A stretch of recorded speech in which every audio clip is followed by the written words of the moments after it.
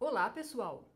Sou a professora Elizabeth Wegner Caras, uma das professoras da disciplina de Ideias Fundamentais da Matemática e Estatística, ofertada aos alunos, aos calouros da Universidade Federal do Paraná, no semestre 0.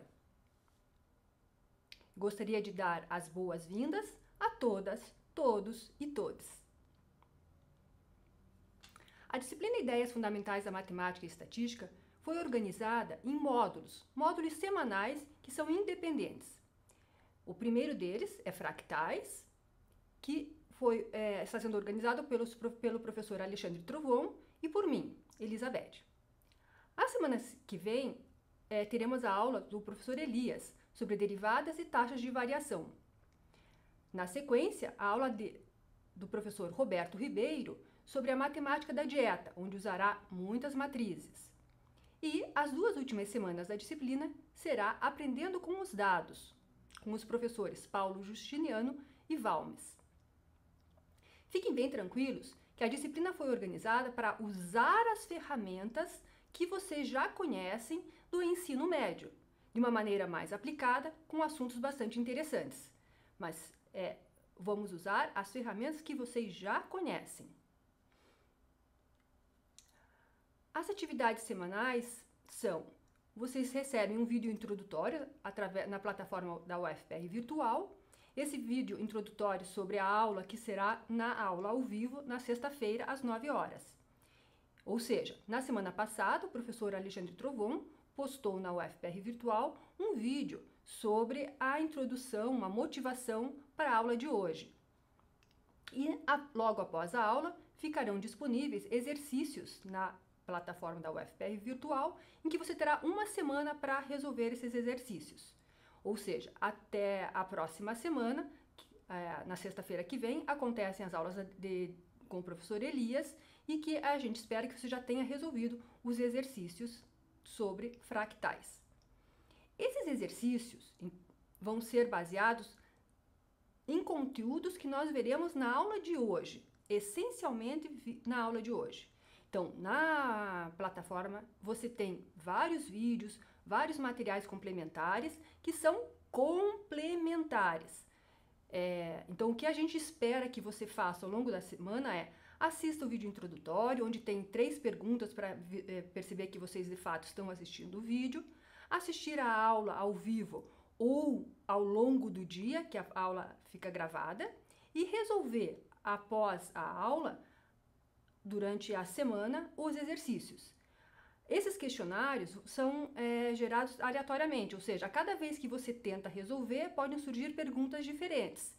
E a sua nota nesses exercícios será a sua maior nota que você obteve ao longo da semana. Se já acertou de cara todas as questões, pode resolver uma única vez. Então vamos lá. A aula de hoje, Fractais, Imagens Fantásticas do Caos. É uma aula bastante geométrica, com muitas imagens, e espero que ao final da aula você concorde comigo de quão fantásticas são essas imagens.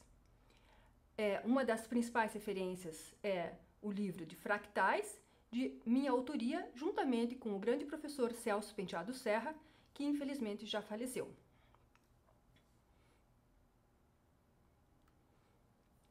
Vamos começar apresentando a vocês o conjunto de Mandelbrot, que foi apresentado ao mundo por Benoit Mandelbrot na década de 1980, a partir de quando tivemos que foi gerado computacionalmente. Esse conjunto se desenvolve no plano complexo. O que é o plano dos números complexos? Aqueles números em que tem uma parte real e uma parte imaginária. E tudo acontece aqui num raio de 2 unidades. O que nós veremos agora? Nós veremos um pequeno vídeo em que nós vamos penetrar neste conjunto. Este vídeo, nós vamos ver apenas 1 minutinho desse vídeo, que dura 1 hora, e essa percepção que eu preciso que vocês tenham agora com olhos na tela, de perceber o que significa esse penetrar neste conjunto. Vamos ao vídeo.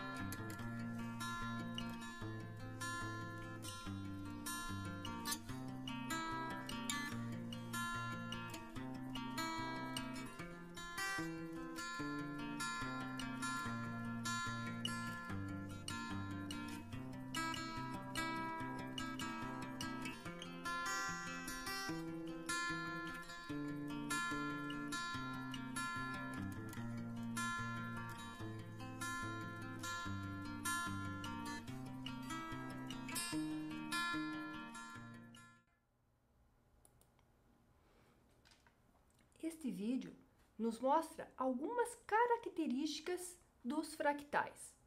Uma delas é a estrutura fina, que significa que, por mais que a gente vá penetrando, ampliando, dando um zoom nas partes desse conjunto, sempre temos uma grande riqueza de detalhes. É uma figura infinita, uma figura que você pode ir penetrando, dando zoom e sempre tem uma grande riqueza de detalhes. A gente chama isso de estrutura fina. A outra característica que vocês podem ter percebido nesse vídeo é de que nós começamos com um conjunto de Mandelbrot e à medida que a gente foi ampliando, foram surgindo novas cópias do conjunto de Mandelbrot. A isso a gente chama de autoafinidade ou também autossimilaridade. A autoafinidade ou autossimilaridade significa que partes do conjunto se assemelham a partes maiores. Uma parte se assemelha ao todo, podemos dizer assim. Essas duas características eu acho que ficaram bastante evidentes nesse vídeo. A outra característica é a simplicidade na lei de formação. Os fractais são gerados normalmente por algoritmos muito simples e através de processos repetitivos. Por isso que o computador foi muito útil para nos mostrar essas figuras. Essa característica de simplicidade na lei da formação que eu espero convencê-los ao longo da aula de hoje.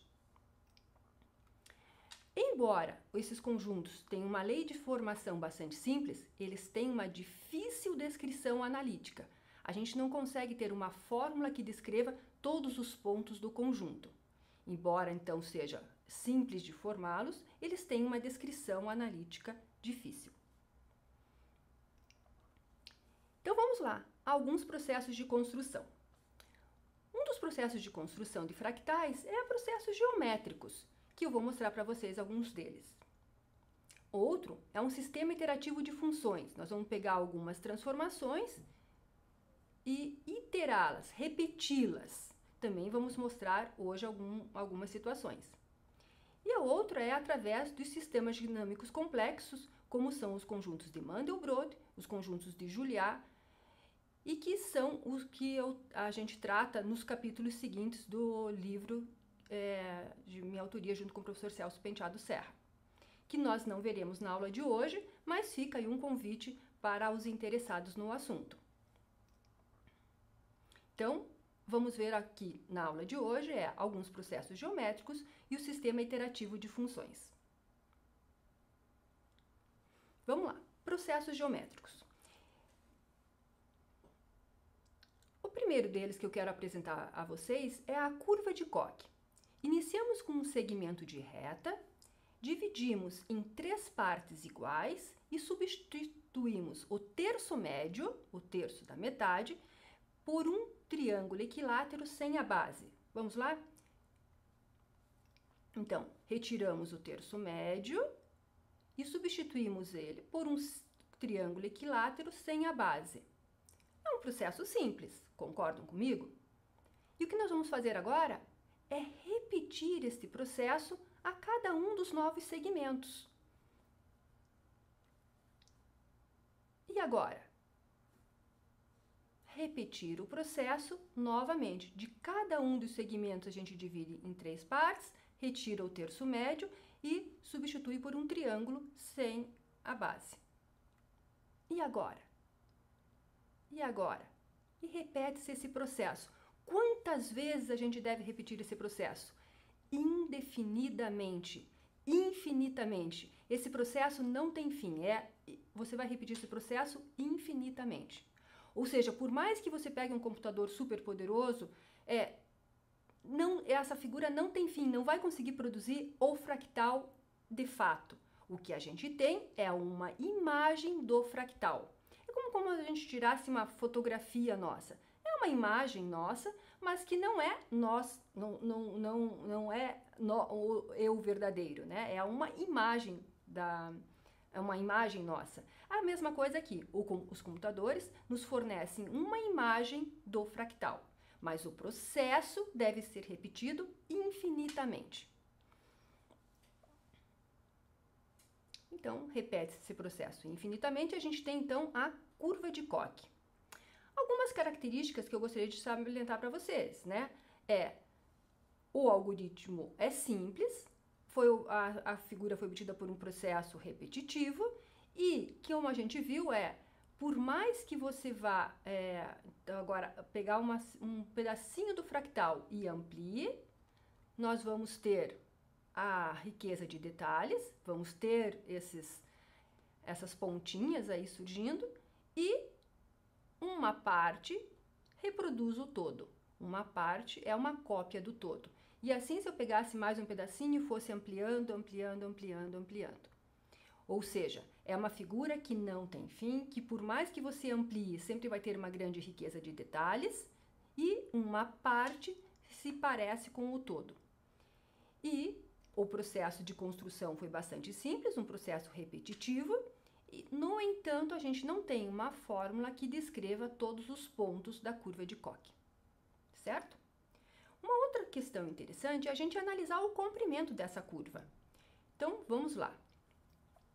Na etapa 0, na etapa inicial, a gente tem um segmento, digamos, de comprimento L, certo? Na etapa 0, desculpa. Na sequência, a gente... Então, ou seja, o comprimento dessa curva, na etapa 0, é L. Na sequência, a gente tem aqui 1, 2, 3, 4 segmentos e cada um desses segmentos é 1/3 do inicial. Então, a gente tem 4 segmentos de comprimento L sobre 3. Ou seja, o comprimento nessa etapa de construção é 4 vezes L sobre 3, ou seja, 4/3 de L. O que acontece na etapa seguinte, na etapa 2? Nós temos cada um dos 4 segmentos que nós tínhamos viraram 4 segmentos, ou seja, a gente vai ter 4 ao quadrado, ou seja, 16 segmentos, 4 ao quadrado, 16 segmentos, de comprimento quanto? Esse era L sobre 3, a gente dividiu por 3 novamente. Então, cada um deles ficou L dividido por 3, dividido por 3, ou seja, L sobre 3 ao quadrado. Então, é 1/3 ao quadrado de L. O comprimento dessa curva, portanto, é multiplicar o número de segmentos pelo comprimento de cada um dos segmentos, o comprimento unitário de cada um dos segmentos. Ou seja, a gente vai ficar com 4 sobre 3 ao quadrado de L. Na próxima etapa, na etapa 3, nós temos 4 ao cubo segmentos de comprimento L, 1/3 ao cubo de L, ou seja, L sobre 3 ao cubo. Eu multiplicando o número de segmentos pelo seu comprimento, pelo comprimento de cada um desses pedacinhos, a gente vai ficar com 4/3 elevado ao cubo vezes L, do comprimento inicial, né? Você pode já me ajudar o que acontecerá na etapa K? Numa etapa qualquer, na etapa K, nós teremos 4 elevado a K segmentos sendo que cada um desses segmentos tem um comprimento de 1/3 elevado a k vezes o L do comprimento inicial. Qual o comprimento dessa curva, então? É 4/3 elevado a k vezes L. Veja, quando k era 0, 4/3 elevado a 0 é 1. 1 vezes L ficou L, como a gente tinha lá discutido no início. Quando k é 1, fica 4/3 de L. Quando k é 2, 4/3 ao quadrado de L. E assim sucessivamente. 4/3 elevado a k vezes L. Mas quanto vale esse k para a gente gerar de fato a curva de Koch? A gente tem que repetir esse processo infinitamente.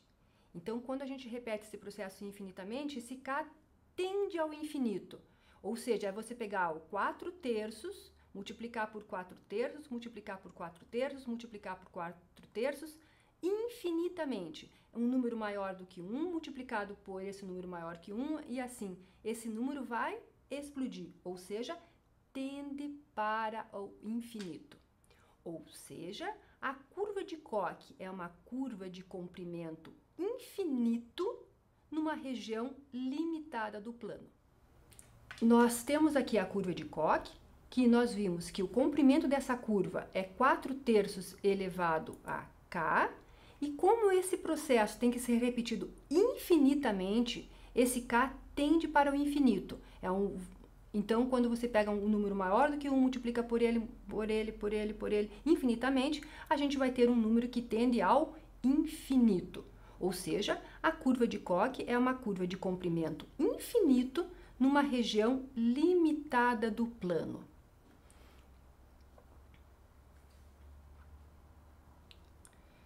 Outra pergunta que pode surgir determine em qual etapa, a partir da qual o comprimento da curva é, por exemplo, 100 vezes maior que o comprimento inicial. Como a gente resolveria isso? Então, nós vimos que o comprimento da curva de Koch numa etapa k qualquer, nós deduzimos no slide anterior, que é 4/3 elevado a k vezes L.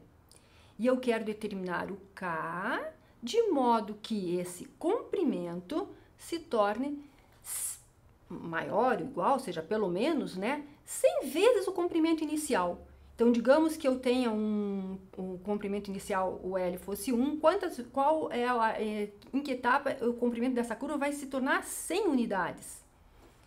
Se eu tinha 1 metro, quanto que vai se tornar daqui, em que etapa a gente vai ter uma curva de comprimento 100 metros? Então, a ideia é calcular esse K aqui. O L a gente pode simplificar, então, e simplifica o L, e como eu quero resolver ou determinar o K que está num expoente, eu vou aplicar logaritmo dos dois lados. Então, eu vou ficar aqui, simplifiquei o L e fiquei com um logaritmo de 4/3 elevado a K, deve ser maior ou igual a logaritmo de 100. Opa, logaritmo é algo útil aí para nós, sim. E uma propriedade dos logaritmos, e que quando a gente usa, é que o logaritmo de um produto é a soma dos logaritmos, ou seja, esse K desce como, então que ele é um expoente, desce como multiplicando aqui o logaritmo. Então, propriedade importante de logaritmos. Então, como esse K desce, a gente vai ter que K deve ser maior ou igual ao logaritmo de 100 dividido pelo logaritmo de 4/3. Nesse momento, você vai pegar uma calculadora, pode pegar a calculadora do seu celular ou software aí, e vai calcular logaritmo de 100 dividido por logaritmo de 4/3. Fiz essa conta e essa conta deu 16,0078 e algumas outras casas decimais. Então, como K é uma etapa, é um número inteiro, a gente sabe que, então, para K maior ou igual a 16,0078, a gente vai ter que o comprimento da curva é 100 vezes maior que o comprimento inicial. Ou seja, arredondo para cima, porque eu tenho que ter o K deve ser maior ou igual a esse número. Então, a partir da etapa 17, ou seja, se eu pegar 4/3 elevado a 17, eu vou ter um número maior do que 100. Vai dar, acredito que 133, algo do gênero aí, se você for calcular esse número. E se eu fizer 4/3 elevado a 16, se eu truncasse no 16, eu ficaria com 99 vezes L, por exemplo, tá?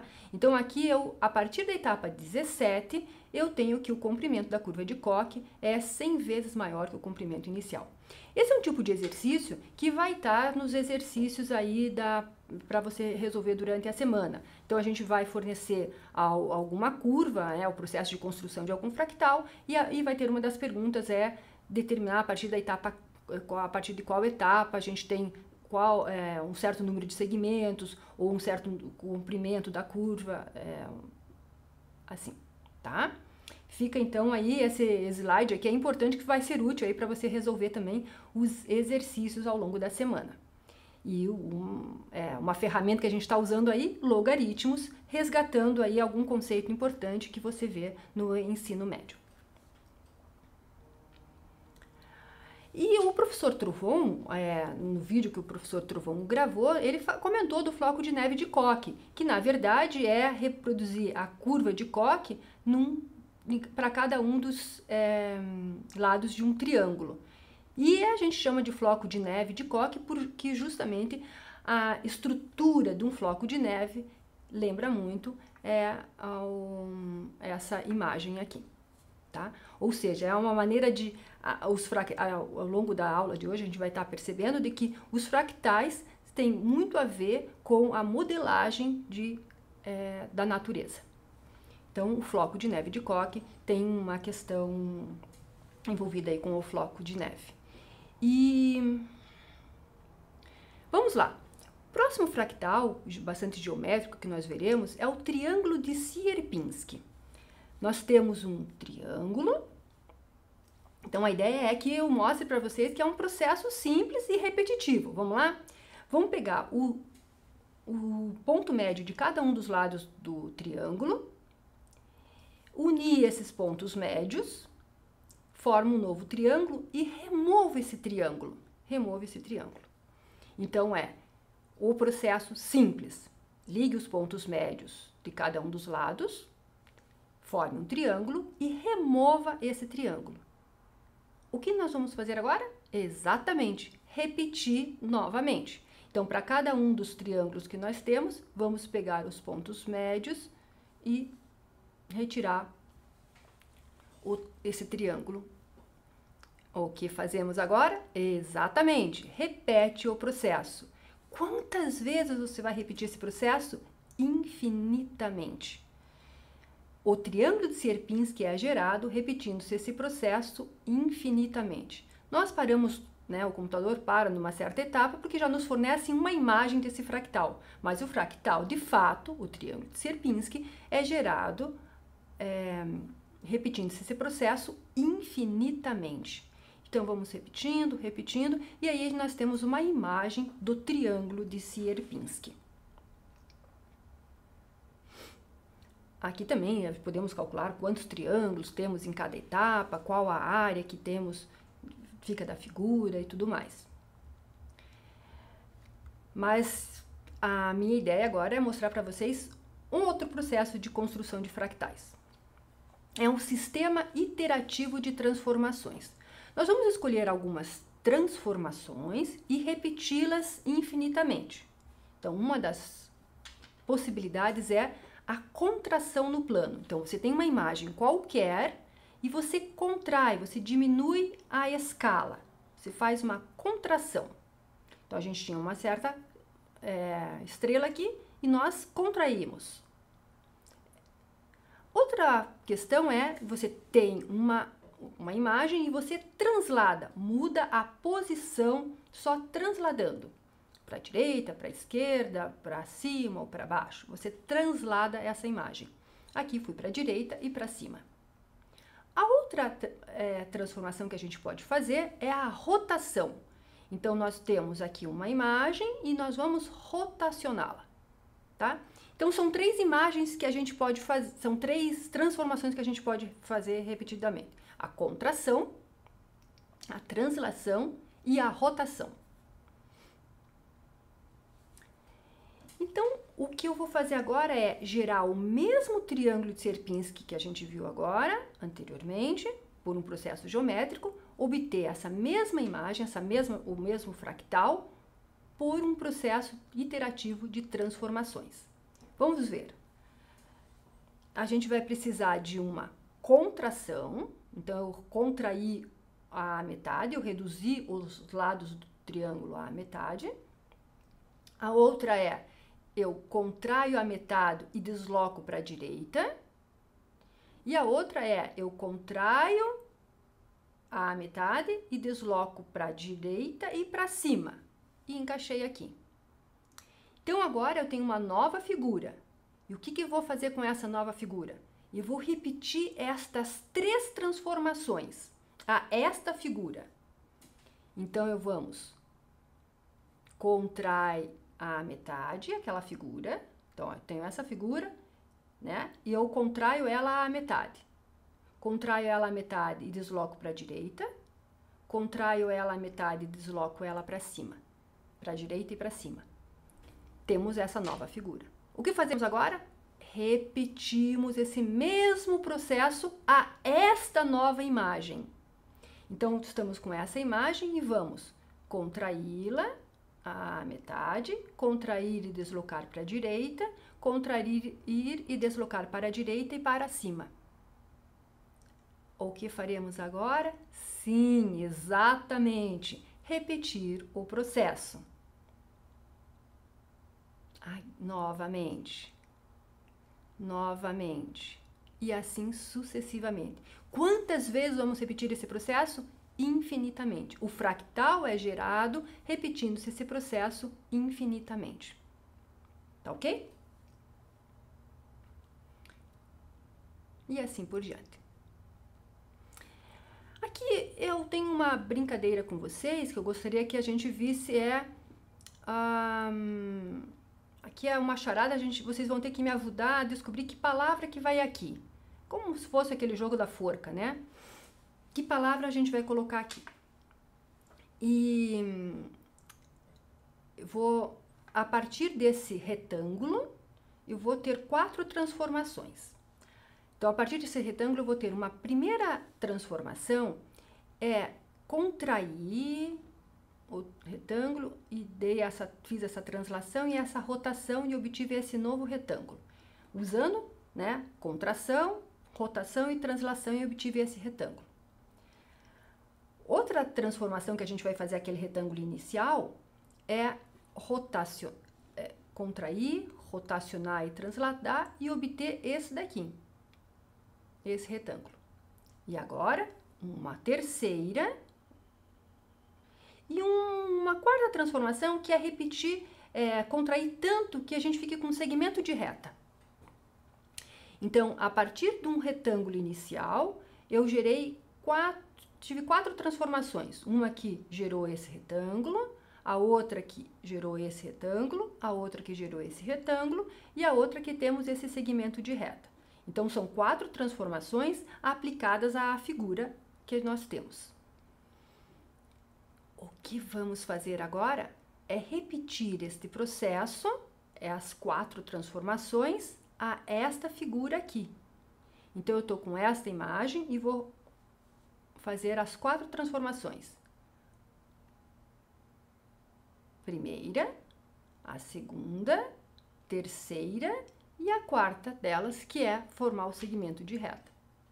O que fazemos agora? Repete o processo. Então, tem a primeira transformação, a segunda transformação, a terceira transformação e a quarta que forma o segmento de reta. Próximo. Novamente. E agora eu espero que você já possa me ajudar a completar o que é que vem aqui. Que figura que a gente está formando aqui?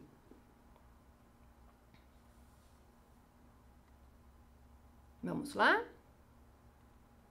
Vamos repetindo esse processo e vamos obter a samambaia de Barnsley. Então, essa figura, todas as figuras aqui, a menos do vídeo, todas as figuras foram obtidas computacionalmente através de né, de programas que fizemos eu juntamente com os meus alunos, com os meus orientandos. Então aqui a gente tem a samambaia de Barnsley.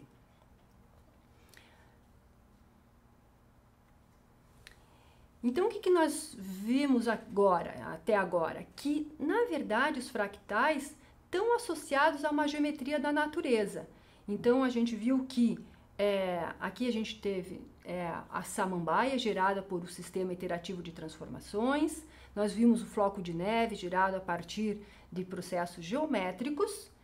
E a gente tem então que a geometria fractal está associada à geometria da natureza. Vamos pensar em algumas coisas que a gente tem no nosso dia a dia, ou que se tem essa construção fractal, né? As próprias nuvens, as estruturas da formação das nuvens, uns legumes, um legume que a gente come, um legume que tem essa estrutura aqui, formada por pequenas cópias de si mesmo. Uma ideia é o brócolis, né? O brócolis é formado por pequenas cópias de si mesmo. A outra também, né? A couve-flor, são outras possibilidades. Ou seja, a geometria da natureza está muito associada às figuras fractais, né? Árvores, plantas, os brônquios, a estrutura do próprio corpo, dos vasos sanguíneos, as linhas costeiras, muitas estão associadas então à geometria da natureza, aos fractais, tá bom? Então acho que a gente pode agora fazer uma pequena pausa para as perguntas. Temos algumas perguntas?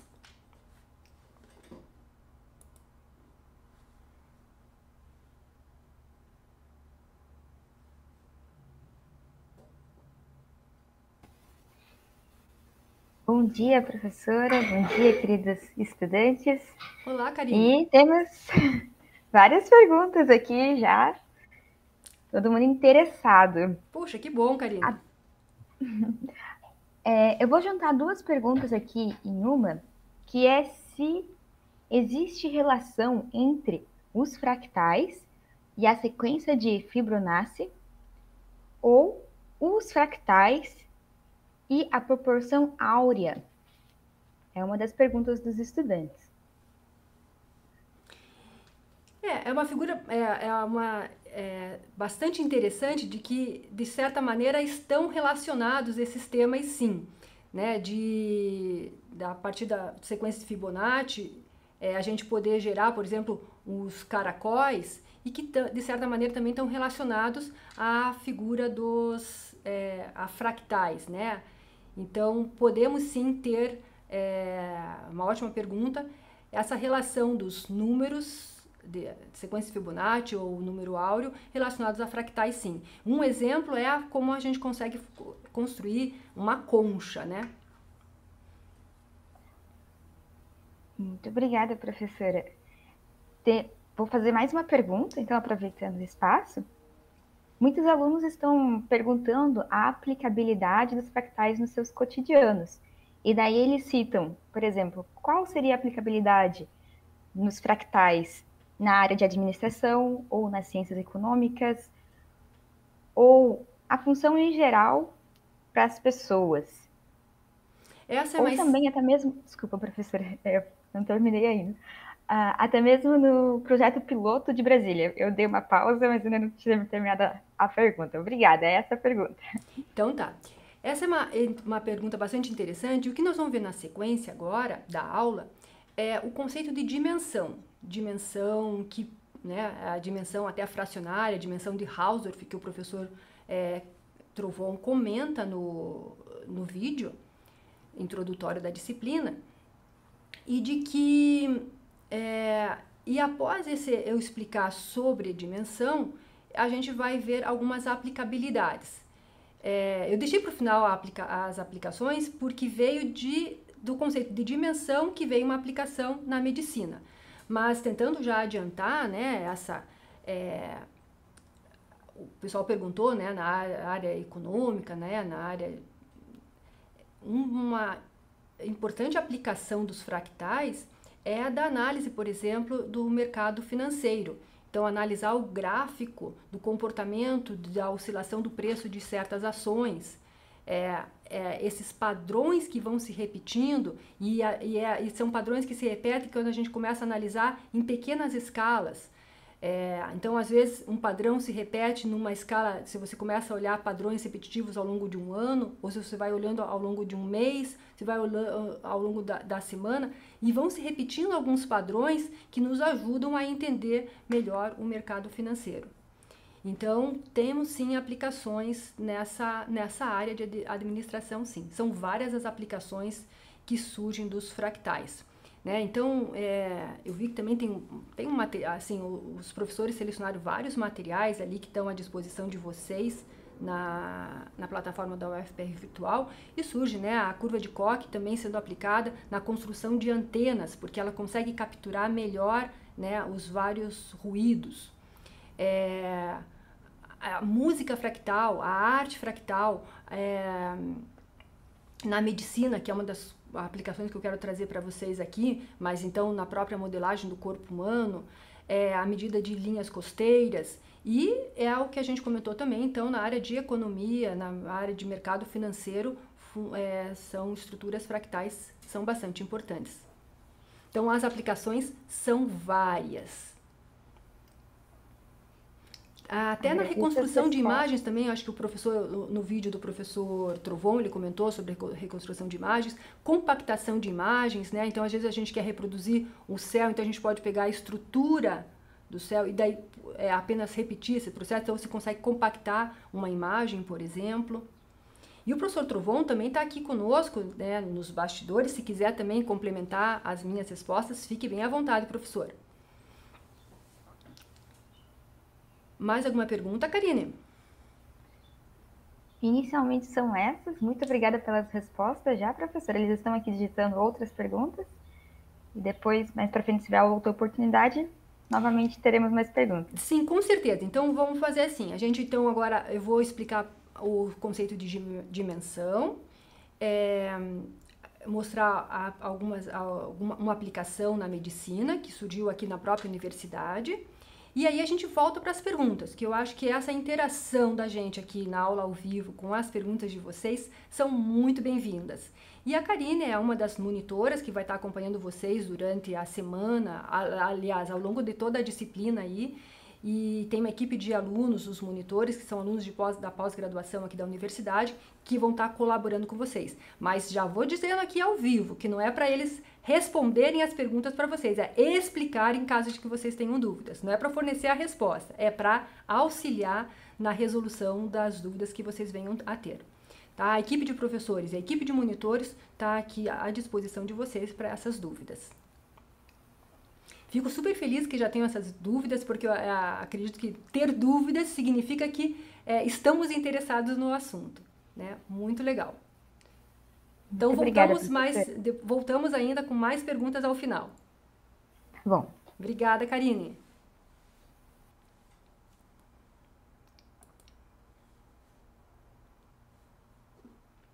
Então, vamos lá ao conceito de dimensão, também comentado no vídeo do professor Alexandre Trovon, postado na sexta-feira passada.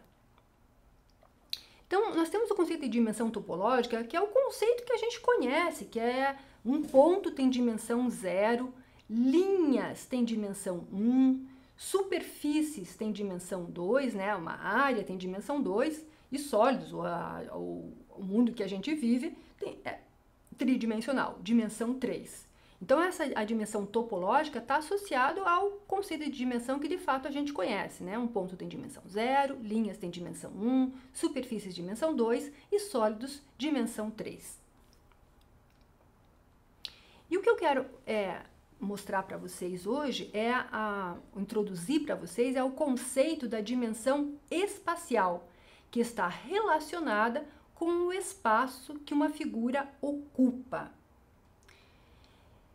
Então, esse é um conceito novo que a gente está trazendo para vocês e que, novamente, logaritmo vai ser bastante importante. Então, vamos lá. A dimensão espacial, para calcular a dimensão espacial, a gente tem n, um número de figuras, r, um fator de redução e d, a dimensão. Então, são 3 letrinhas que a gente vai estar usando agora nos próximos momentos da aula. N, o número de figuras, R, o fator de redução e D, a dimensão. Então, vamos pensar, se eu tenho um segmento de reta, eu tenho uma parte aqui, né? N igual a 1 e R igual a 1. Agora, nesse daqui, eu dividi a metade, o segmento, e para repetir, para ter o mesmo segmento inicial, eu preciso de 2 cópias. Ou seja, se eu reduzir a metade, eu vou precisar de 2 cópias. Se por um acaso eu dividir aquele segmento em 3 partes, né, cada um é 1/3 do anterior, do original, eu vou precisar de 3 cópias. Aqui eu tenho, se o fator de redução for de 1/4, eu vou precisar de 4 partes. Ou seja, o que acontece aqui? Eu tenho que a relação entre o N e o R é que o N é o inverso do R. Então, veja, para chegar no N, eu posso fazer 1 sobre R, ou inverter o R, o inverso de 1/4 é 4, e 4 elevado a 1 é o 4, que é o N aqui, né? Então, em todas as etapas eu tenho aqui, ó, o inverso de 1/3 é 3, 3 elevado a 1, 3.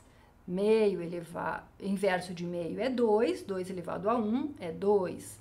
O inverso de 1 é 1 próprio, elevado a 1 é 1. E esse D aqui que vai aparecer vai ser útil agora na sequência que a gente vai ver o que acontece na dimensão 2, dimensão 3 e assim por diante, né? Dimensão 2 e dimensão 3. Então, a gente tem que essa formulinha aqui, N é 1 sobre R elevado a D.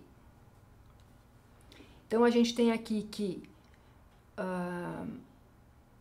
eu tenho agora uma imagem, um quadrado, ou seja, tem uma área, tem dimensão 2, né?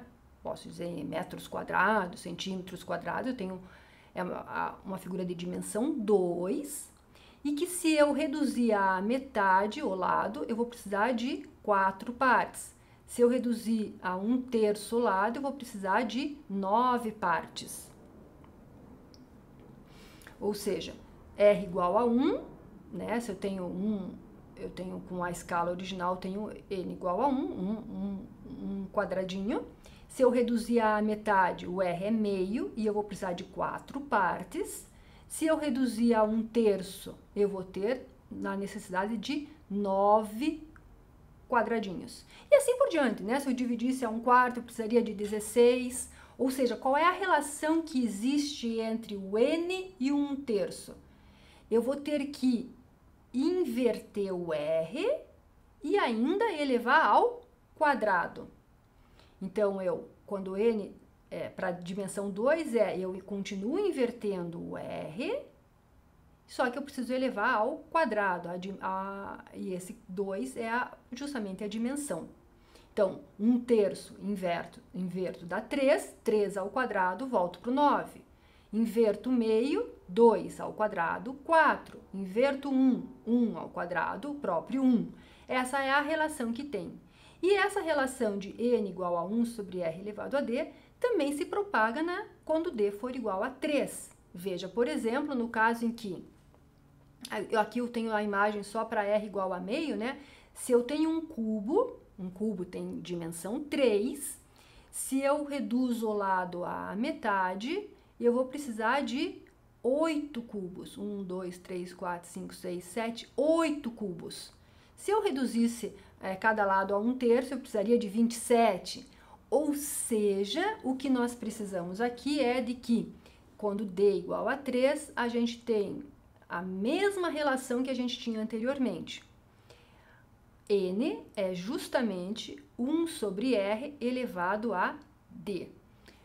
Ou seja, 1/3, o inverso de 1/3 é 3, elevado ao cubo, 3 3, 9, 9 3, 27. O inverso de 1 meio é 2, ao cubo, volta, vai para o 8. O inverso de 1 é 1 ao cubo da próprio 1. Ou seja, a relação que existe aqui é que n é igual a 1 sobre r elevado a d. Então, este slide também é fundamental para você conseguir resolver os exercícios postados na UFR Virtual aí. Então, já dá para copiar essa fórmula aí, que ela vai ser importantíssima. A dimensão espacial é a fórmula que a gente obteve a partir das imagens, é de que n é igual a 1 sobre r elevado a d. N é o número de figuras que a gente tem, r é o fator de redução e d é a dimensão. E eu quero calcular a dimensão. Então, novamente, a gente vai aplicar aqui logaritmo. Aplica logaritmo desse lado, aplica logaritmo desse lado. E o que acontece? O logaritmo de 1 sobre r elevado a d, o logaritmo de um produto é a soma dos logaritmos, esse d desce. E aí, então, vai ficar que d é log de n sobre log de 1 sobre r. Então, vamos lá. Então, só enfatizando aqui, né? Eu tenho, o d é o que eu quero determinar. Então, eu vou aplicar logaritmo dos dois lados, logaritmo de n é igual a logaritmo de 1 sobre r elevado a d. Esse d aqui, esse expoente, sempre desce, né? Dado logaritmo, que é o logaritmo da soma, o logaritmo do produto é a soma dos logaritmos, e, portanto, eu isolo d sendo log de n sobre log de 1 sobre r. Então, essa fórmula aqui é bastante importante para nos ajudar a calcular a dimensão das figuras que veremos agora na sequência.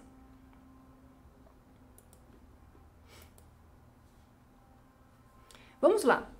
Vamos ver alguns fractais e nós vamos calcular a dimensão espacial desse fractal e interpretar o significado dessa dimensão que eu estou introduzindo para vocês agora. Então, o conjunto de Cantor, ele é a gente não falou dele ainda hoje, é a poeira de Cantor. Ele é obtido geometricamente removendo o terço médio. Removo o terço médio. O que fazemos agora? Repetimos o processo novamente. Divide cada um dos 9 segmentos em 3 e remove o terço médio. Fazemos agora novamente, novamente e novamente. O conjunto de Cantor também é chamado de uma poeira de Cantor, porque fica uma poeira de pontos. Uma poeira de pontos. Vamos calcular a dimensão do conjunto de Cantor. Então, vamos lá. Em cada uma das etapas, de um segmento, a gente ficamos com 2. Então, n é 2. E cada um desses segmentos, qual é o fator de redução que a gente fez em relação ao original? É 1/3. Então, r é 1/3. Aplicando nossa formulinha, que é d é log de n sobre log do inverso de r. Vai ficar log de 2 sobre log de 3. Você vai pegar uma calculadora e calcular o logaritmo de 2 dividido para o logaritmo de 3. Então, isso é uma conta que tem que fazer aí com a calculadora mesmo. Log de 2 sobre log de 3. E vai dar um número fracionário, que é aqui aproximadamente 0,63.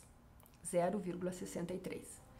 Então, a gente vai ter algumas atividades para você calcular essa dimensão de alguns fractais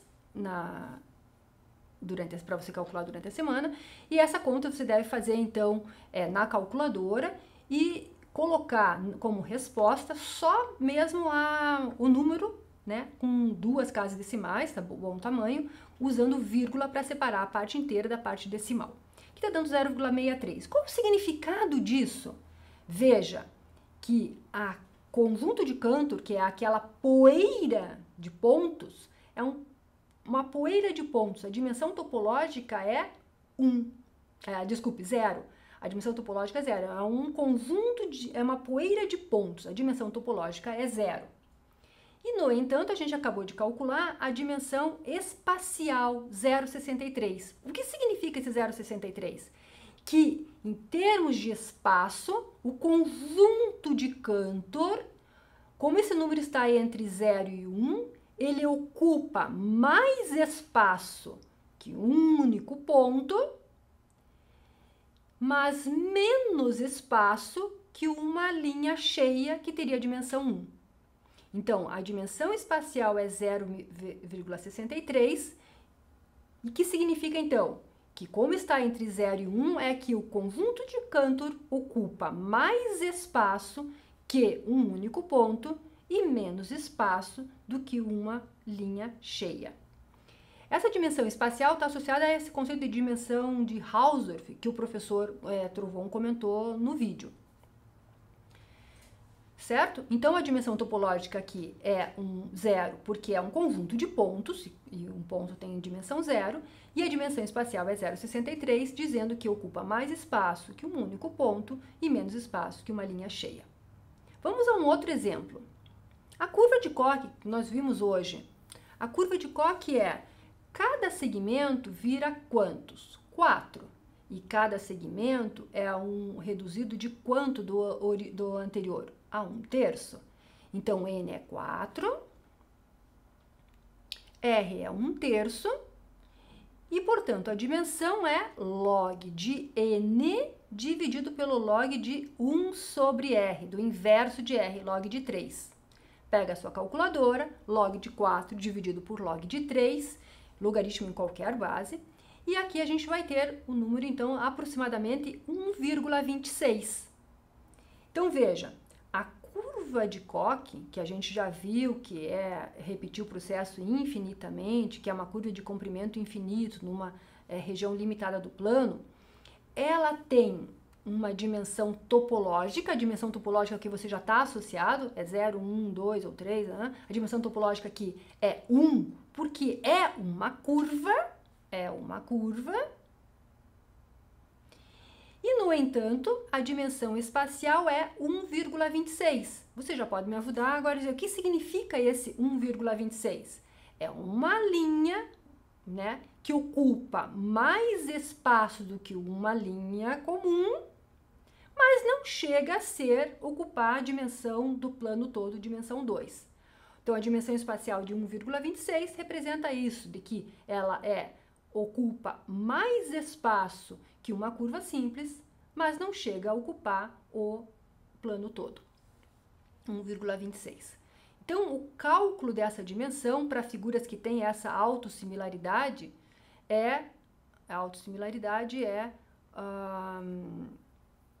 basta você pegar o logaritmo de número de partes que você tem em cada etapa, dividido pelo log do inverso do fator de redução que a gente usou. E você pode me ajudar agora, então, num terceiro exemplo, que é a do triângulo de Sierpinski. Então, a gente tem aqui um triângulo, a gente vai sempre reduzir a metade, o lado, em cada etapa, e quando se reduz a metade em cada etapa, a gente vai precisar de 3 cópias. Né? Então, vamos lá, dimensão do triângulo de Sierpinski. N é 3, R é meio, porque você reduziu a metade, o lado de cada um dos triângulos. E, portanto, agora o cálculo da dimensão é logaritmo de 3 dividido por logaritmo de 2. Ou seja, logaritmo de N, do número de partes, dividido pelo logaritmo inverso do fator de redução que você tinha lá. Então, log de 3 sobre log de 2, e essa conta está dando 1,58. Como é que fiz essa conta? Pega a calculadora lá e coloca log de 3 dividido por logaritmo de 2. 1,58. 1,58. E, de novo, a gente tem que a dimensão topológica é 1, 1, e eu vou precisar discutir com vocês por que a dimensão topológica do triângulo Sierpinski é 1, isso merece uma discussão, e a dimensão espacial é 1,58. 1,58 é maior que a dimensão da curva de Koch, que tinha dado 1,23, pelo que eu estou lembrando. Ou seja, ela ocupa mais espaço que uma curva, mais que espaço que a curva de Koch, mas não chega a completar todo o plano, né? Não chega a fechar todo o triângulo aqui, né? Não tem dimensão 2.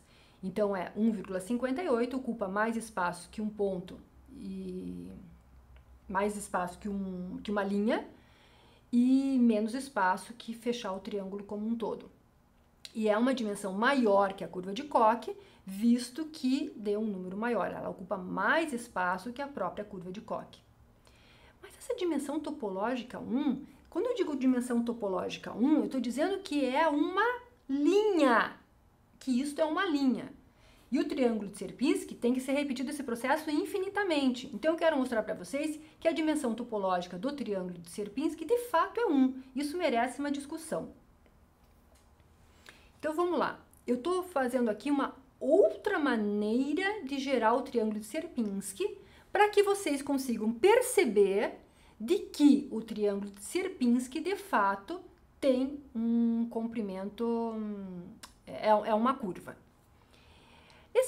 A gente já viu o triângulo de Sierpinski, que hoje tá sendo aqui recorrente, né? E a gente usou o processo geométrico de retirar, colocar os pontos, unir os pontos médios e retirar o triângulo do meio. A outra foi através da contração, rotação e translação, que a gente repetiu infinitamente. E a outra é um processo também geométrico. Eu pego essa imagem aqui no nível 1 e faço para cada um dos segmentos, eu substituo cada um desses segmentos por esta figura aqui, né? Então, veja que esse lado aqui é a metade do segmento aqui. Então, ficam 3 segmentos da metade do original. E vou separando né? Esse segmento eu coloco para dentro, esse substituo para fora e esse daqui eu coloquei para dentro novamente. E vou repetindo isso várias vezes, né? Então, vou repetir agora aqui, aqui, aqui. Repito aqui, aqui, aqui. Repito aqui, aqui, aqui. Repito em cada um dos 9 segmentos. E vou repetindo esse processo. Aqui está no nível 1, no nível 2, no nível 3. E já pulei para o nível 6 aqui. E fiz o nível 9, para você já perceber que a gente vai gerar um triângulo de Sierpinski. E isso a gente, na verdade, não vai parar, gerar isso infinitamente. Mas se a gente tiver paciência, a gente pode perceber que você pode começar daqui, percorrendo tudo aqui, é uma linha única e que tem um final lá. Então, se eu fosse, né, posso ampliar e posso perceber que tem um começo, vai percorrendo aqui e vai ter um final lá. Então, é uma curva. Então, isso mostra que o triângulo de Sierpinski mostra que existe um processo de construção que mostra que o triângulo de Sierpinski é de fato uma curva. E como curva, tem dimensão topológica 1. Dimensão topológica 1. Então, eu vou retomar agora as 3 figuras que nós vimos. Conjunto de Cantor, a curva de Koch e o triângulo de Sierpinski. Dimensão topológica e dimensão espacial. E quero que a gente dê uma comparada. Tá? Então, só para fechar, da curva de Sierpinski é uma curva, dimensão topológica 1, mas a dimensão espacial, calculando dessa maneira, tem que coincidir com a dimensão que a gente calculou agora há pouco, né? Para cada segmento, eu faço 3 cópias, né? São 3 cópias, e cada um deles tem um fator de redução da metade do original. Então, é log de n dividido pelo log do inverso de r, que é log de 3 sobre log de 2. Fazendo essa conta na calculadora, vai dar aproximadamente 1,58, dizendo que o triângulo de Sierpinski ocupa mais espaço do que uma linha cheia e não chega a fechar todo o plano, né? Todo o plano do triângulo. Tá? Então, agora vamos retomar os 3 que nós vimos até agora. Então, vamos lá. O fractal que a gente viu, vamos fazer uma tabelinha com a dimensão topológica e com a dimensão espacial. A gente viu o conjunto de Cantor. O conjunto de Cantor é aquela poeira de Cantor, que é um conjunto de pontos e, portanto, a dimensão topológica é 0. No entanto, a dimensão espacial, que a gente calculou, que é log de 2 sobre log de 3, que dava 0,63. A curva de Koch é uma curva, tem dimensão topológica 1 e a dimensão espacial é 1,26. Ocupa mais espaço que uma linha simples, mas não chega a fechar o plano, né? O triângulo de Sierpinski, que nós vimos agora já de duas maneiras, o cálculo da dimensão.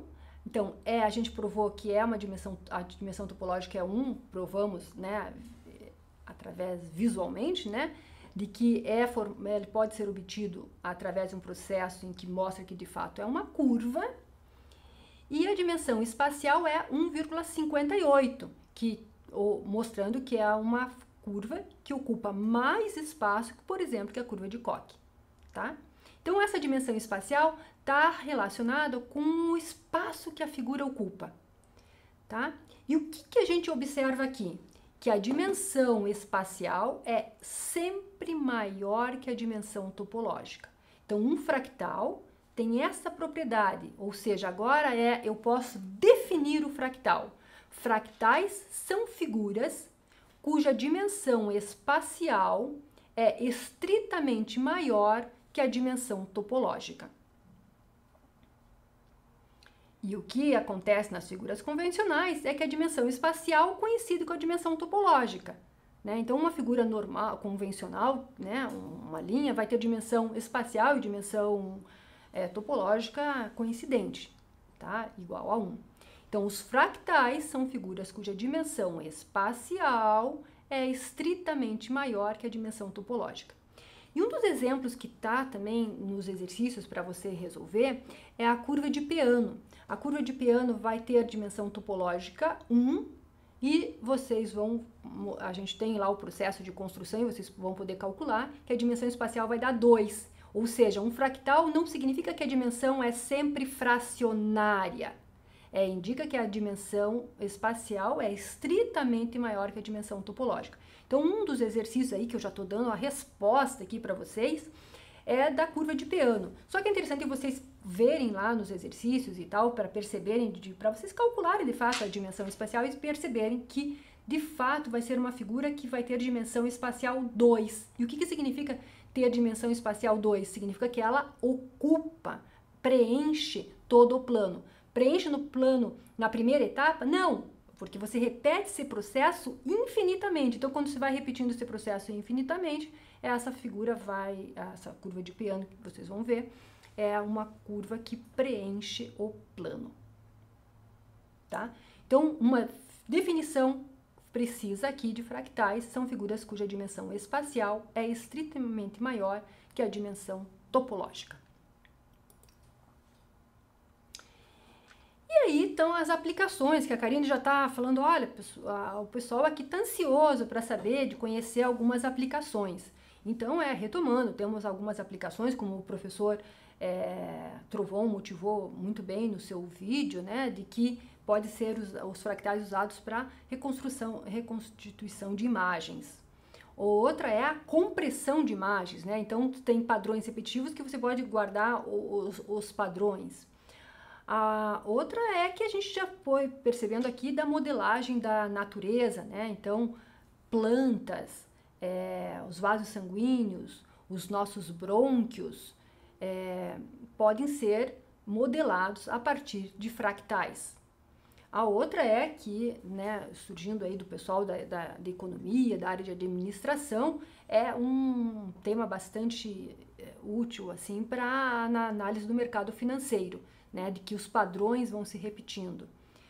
Também é a construção de antenas até para captura dos sinais, que, por exemplo, usando uma curva de Koch, que ela vai conseguir capturar melhor os sinais por causa desse comprimento infinito que ela tem, né?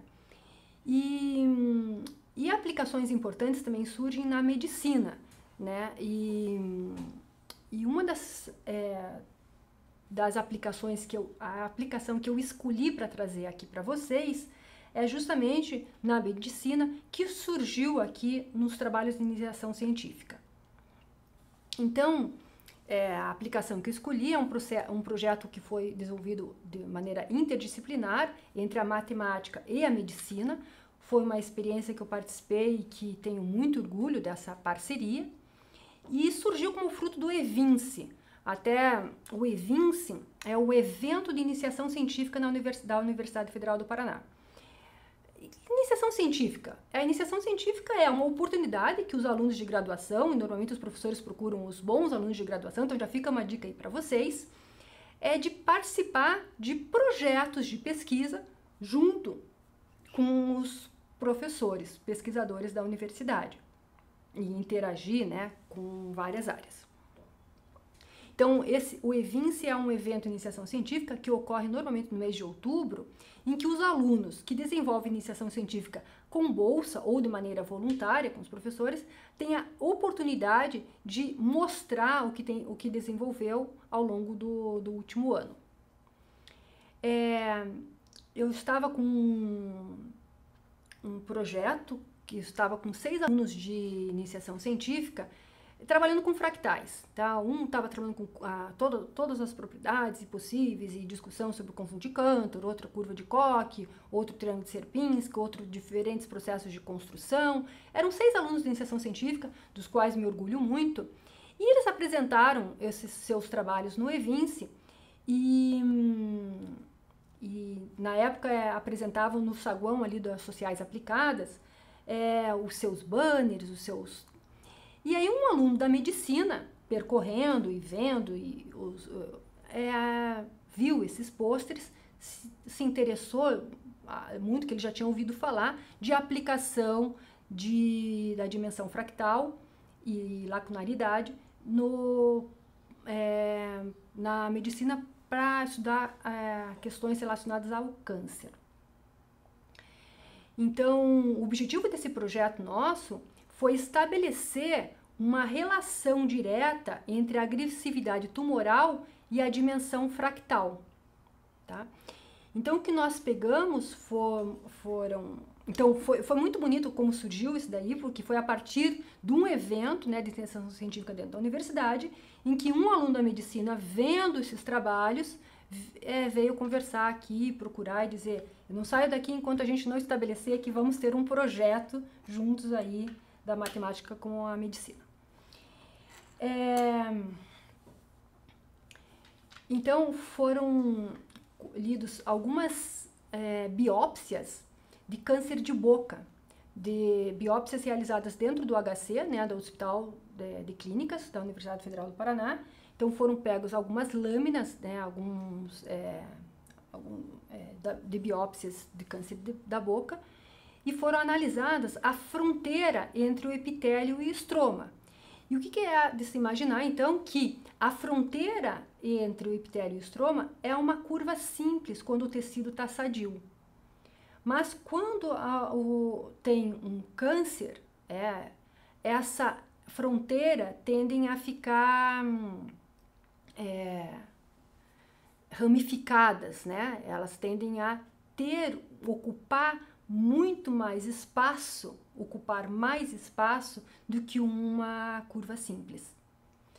Então, o que a gente fez? Coletamos algumas biópsias, né, de câncer da boca e calculamos a dimensão espacial de alguns dessas daí, da fronteira entre o epitélio e o estroma.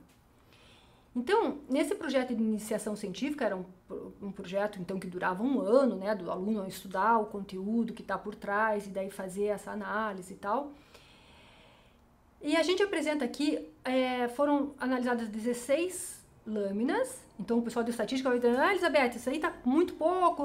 Sim, a gente sabe que tem certas críticas a esse estudo, a gente pegou as lâminas que estavam disponíveis e tal, foi um primeiro estudo, né, um estudo de iniciação científica, não é um trabalho de pesquisa publicado, é um trabalho de iniciação científica, e que aqui a gente colocou, tendo essas biópsias, aqui é o que a gente colocou o diagnóstico, como que o médico avaliou, né,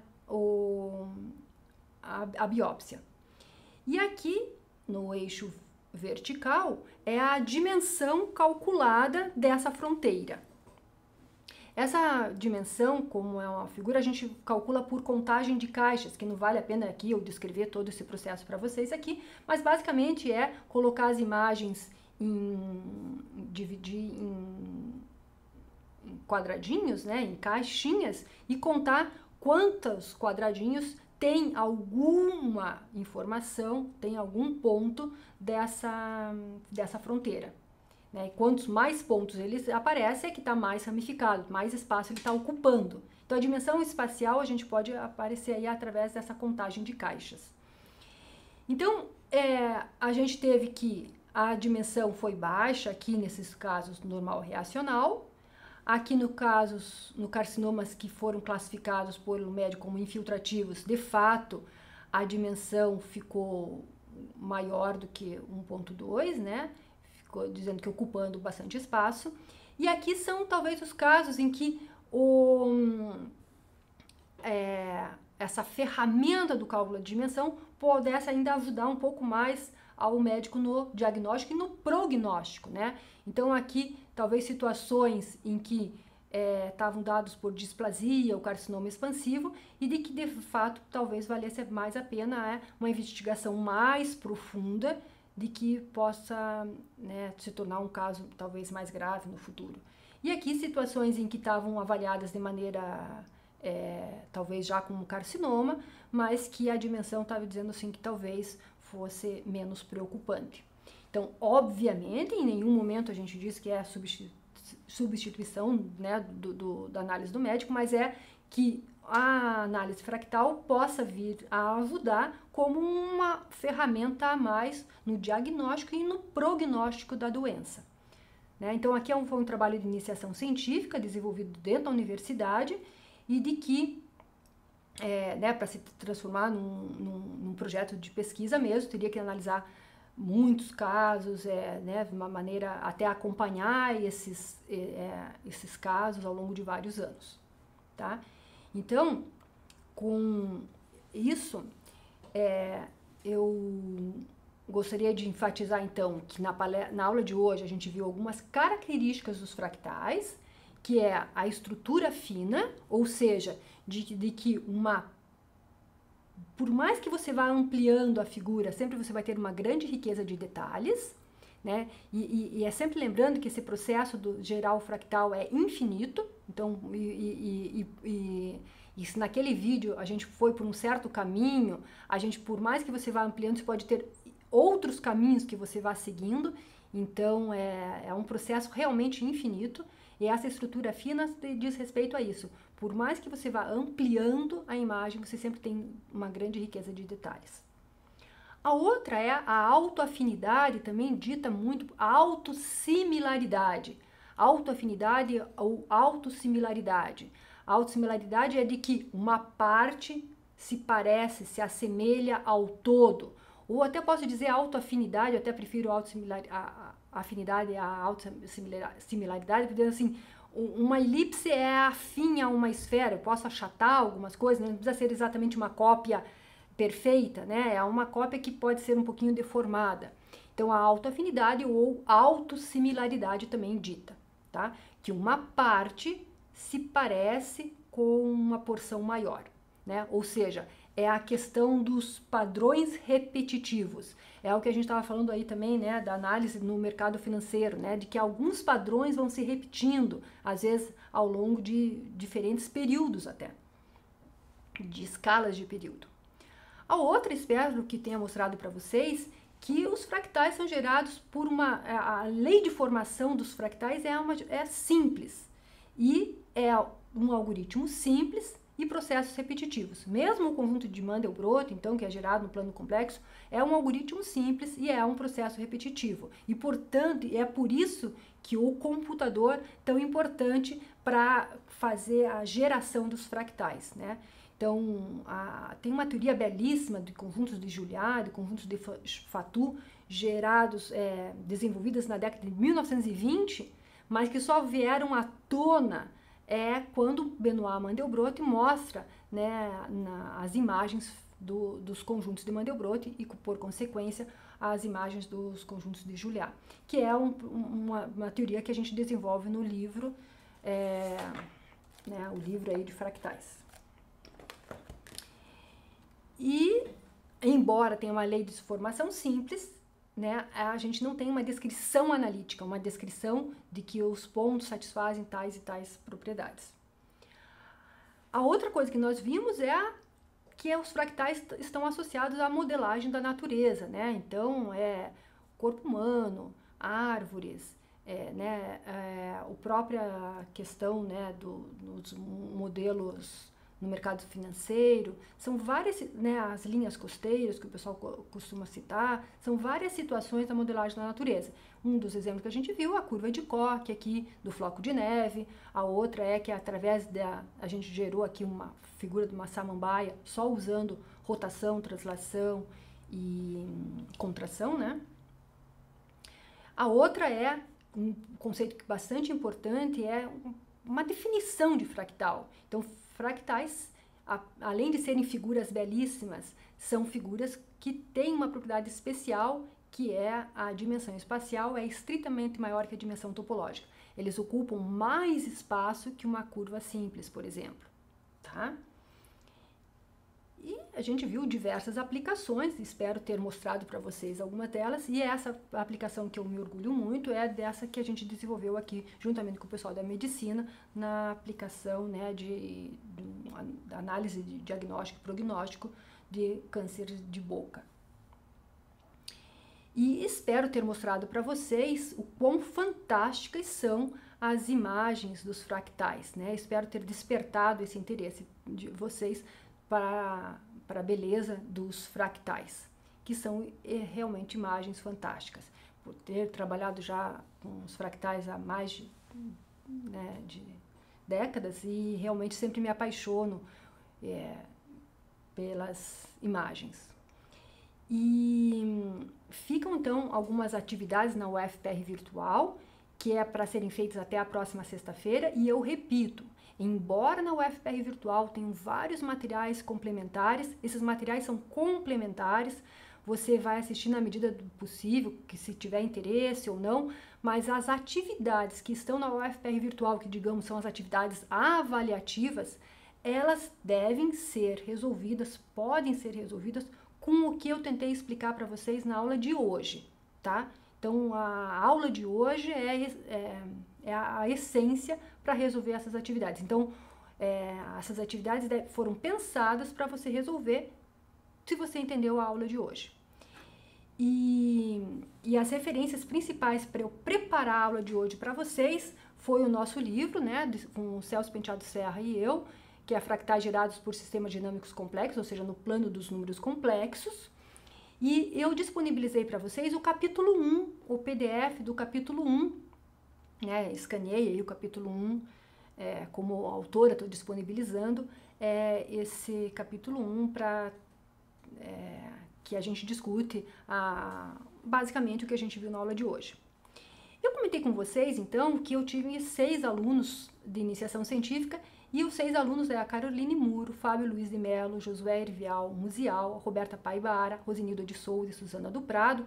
Foram meus 6 alunos de iniciação científica num determinado ano, e que eles que mostraram, daí apresentando esses trabalhos que eles desenvolveram sobre fractais, propriedades e construção, que o Gustavo Soares Guandalini, médico, né, na época estudante de medicina, hoje médico trabalhando nos Estados Unidos, desenvolveu morfometria e geometria fractal, imaginamento fractal como descritor de agressividade nas displasias epiteliais orais. Eu disponibilizei para vocês também o PDF do trabalho desenvolvido por esses 6 alunos aqui, né, que tem mais a ver, e caso alguém tenha interesse, os trabalhos, basta entrar na minha página, que tem lá também os PDFs dos outros alunos de iniciação científica, ou, né, dos meus orientandos. E eu fecho aqui para dizer assim, olha, eu espero que vocês que estão ingressando na universidade aproveitem ao máximo a universidade, a tudo que ela tem para oferecer, que é muito além da sala de aula. Participe dos eventos, então já começa aqui no semestre 0, participe, interaja, dê sempre o seu melhor. E se envolva com as diversas atividades que a universidade oferece, porque não também trabalhar, né, participar né, projeto de iniciação científica, e eu espero que em breve, então, os seus trabalhos estejam sendo apresentados aí para os novos alunos dos próximos semestres zeros que a gente tenha pela frente, tá? Então, eu desejo aí as boas-vindas para vocês à universidade e como fica a dica, se envolva com a universidade, por tudo que ela tem para oferecer para vocês. Interaja, participe, muito além de ser um bom aluno em sala de aula. É muito mais do que isso, tá? Então, agora eu acho que a gente pode voltar para as perguntas.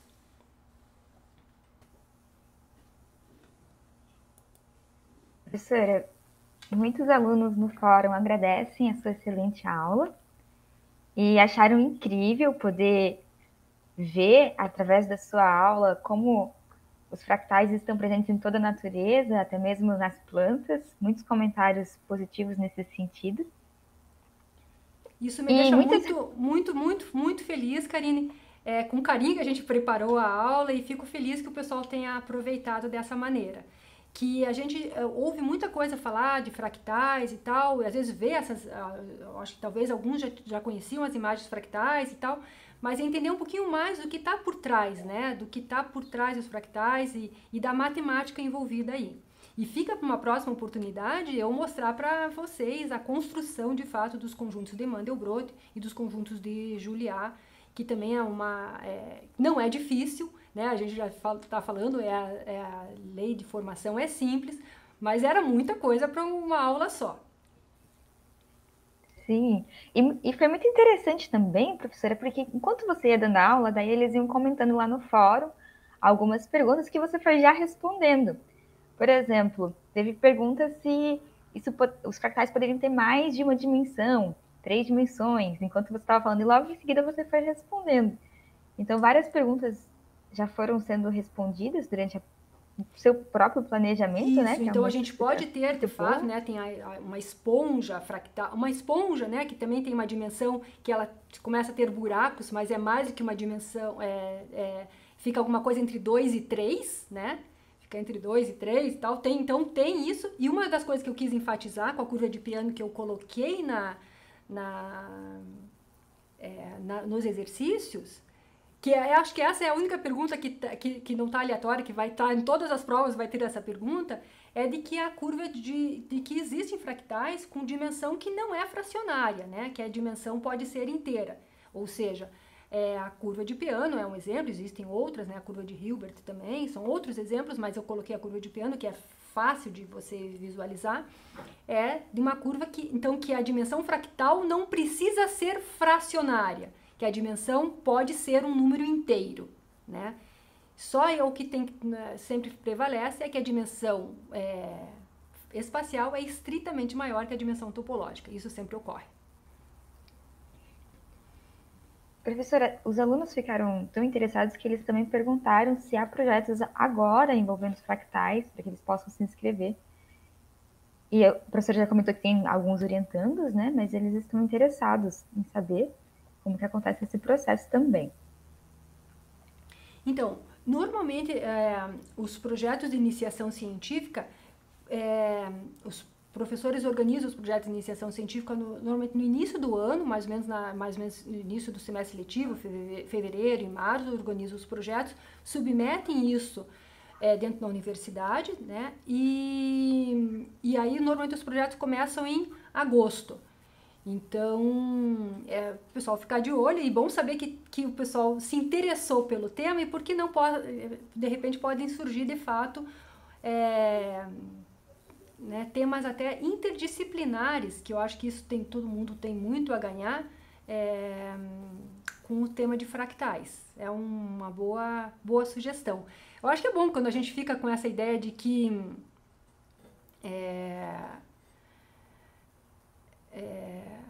a gente já fica com outras ideias para surgir. Por que não surgir, então, algum projeto aí de iniciação científica com temas interdisciplinares?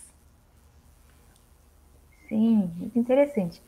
Professora, agora uma pergunta bem específica de um dos estudantes, que daí eu vou escrever basicamente exatamente como ele colocou, que foi assim. Em um dos vídeos do material complementar, foi dito que o floco de Cauchy tem área finita e o perímetro infinito. A área seria finita, porque os novos triângulos formados têm área cada vez menor, de modo que a área total se aproxima de um determinado valor.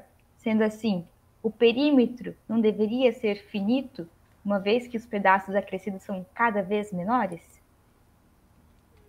Opa. Não sei se ficou claro. Ficou. É uma pergunta um pouquinho mais Deixa eu longa. tentar voltar para a figura.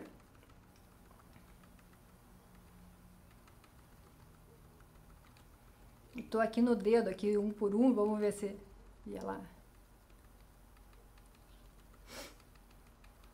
É uma ótima pergunta. Então, enquanto eu vou pondo lá a figura, a ideia é o seguinte. Então, a gente provou aqui que o comprimento, de fato, é infinito. Né? A gente foi calculando, né? Ficou 4, de cada pedacinho aqui é 4/3 elevado a k. E quando esse k tende para infinito, 4/3 elevado a k multiplicado pelo inicial. Vamos pensar que o inicial é 1. 4/3 elevado a k, e esse comprimento tende ao infinito. Só que você veja que ele cabe numa região limitada do plano. Então, por isso que a área é finita, porque você está com uma região limitada do plano.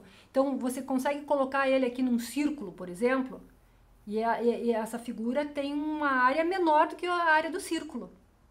Então, é isso que é interessante. Você está numa região limitada, e, portanto, a área é limitada, porém, o comprimento da curva é infinito, como a gente provou, né? Mostramos agora há pouco aqui, mostramos aqui nesse slide da curva, né? Que o comprimento só desse pedacinho aqui já é 4/3 elevado a k, vezes L, que tende ao infinito. No triângulo ainda a gente vai multiplicar isso por 3, né? Porque cada um dos lados do triângulo é uma curva de Koch. Então, 3 infinito, é infinito do mesmo jeito, né? Então, é isso que é interessante. E eu acho que a pessoa que fez essa pergunta realmente, acho que está entendendo de que é algo surpreendente, né? Que você está com uma região limitada do plano, né? Isso aqui cabe numa circunferência, pode até, né?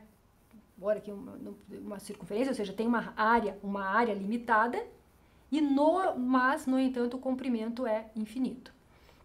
Então, essa pergunta tem tudo a ver mesmo, e é isso, você tem razão, a área é infinita, né, porque está numa região limitada do plano, e, no entanto, o comprimento da curva, né, vai seguir, vai dar infinito. E é isso, é uma coisa que você chama atenção. Nossa, é algo surpreendente. Né? E são os fractais que têm essa possibilidade. Professora, tem várias perguntas ainda que elas não são tão específicas.